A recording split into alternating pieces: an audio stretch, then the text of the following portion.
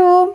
Très contente de te retrouver dans un nouvel épisode et on va se parler d'une croyance limitante qui, moi, m'a pas mal bloquée, qui m'a juste fait peur et comme toute croyance limitante, c'est un truc que j'avais pensé à plusieurs reprises et donc le fait de l'avoir pensé à plusieurs reprises, mon cerveau l'a pris comme étant quelque chose de vrai, de véridique et d'absolu, qui est immuable et qui ne changera jamais évidemment parce qu'il est très très doué notre cerveau humain. Et cette croyance en l'occurrence c'est « mais j'ai grave peur de ne pas réussir à aider finalement mes clientes, mes coachés, de ne pas réussir à leur apporter l'aide dont ils ont vraiment besoin. » Donc petit topo rapide, une croyance limitante, qu'est-ce que c'est ? C'est une croyance que tu as eue à de nombreuses reprises. Il ne suffit que de l'avoir eue 2 fois pour que ton cerveau l'ait vu comme étant quelque chose de vrai, de véridique, comme un fait, tout comme le ciel est bleu ou il pleut. Voilà, tout le monde peut attester s'il pleut. Je veux dire, c'est de la pluie, ça se ressent, donc tout le monde peut le dire. Eh bien, ton cerveau, il a placé ta croyance au même titre que « il pleut aujourd'hui », par exemple. Si elle te limite, c'est qu'en fait, elle t'empêche de faire autre chose, elle t'empêche de passer à l'action. Et c'est en ça que c'est une croyance qui est limitante. Et pour comme toutes les croyances limitantes, comme je te l'ai dit à très nombreuses reprises, qu'est-ce qu'on fait pour s'en débarrasser ?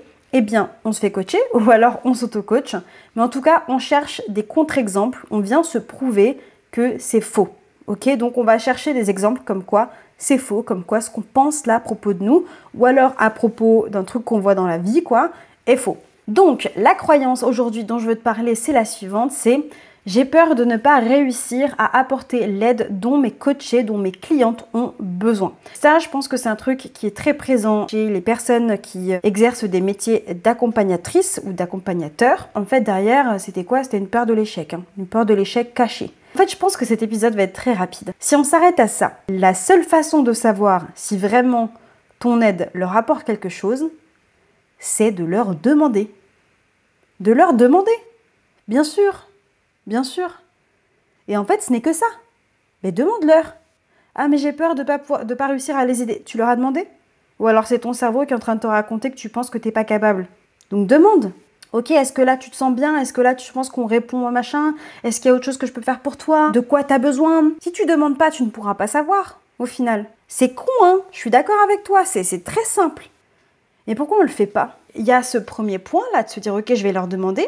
Et la deuxième chose, c'est de se dire, et quand bien même, là tout de suite maintenant, peut-être que je ne leur apporte pas toute l'aide dont ils ont besoin, eh bien en leur demandant, je sais que je suis capable de pouvoir ajuster. Je sais que j'ai la capacité d'ajuster mon aide en fonction des personnes. Donc le j'ai peur de ne pas réussir, en fait, on s'en fout. Tu vois ce que je veux dire ou pas ? De 1, tu demandes aux gens si tu les aides vraiment, si ça les aide, ok ? Et de 2, s'il y a des choses à faire en plus, du coup, tu sais que tu as la capacité à pouvoir réajuster. Et là, à quoi on touche, quand on parle de capacité à ajuster, en fait, on parle de confiance en soi.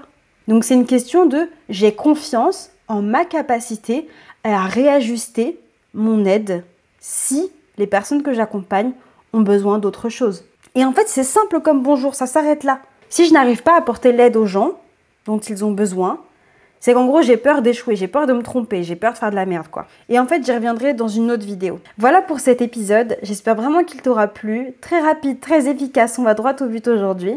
Et puis, si c'est le cas, n'hésite pas du coup à l'aimer, à le partager à une personne qui en aurait potentiellement besoin, à t'abonner à la chaîne YouTube.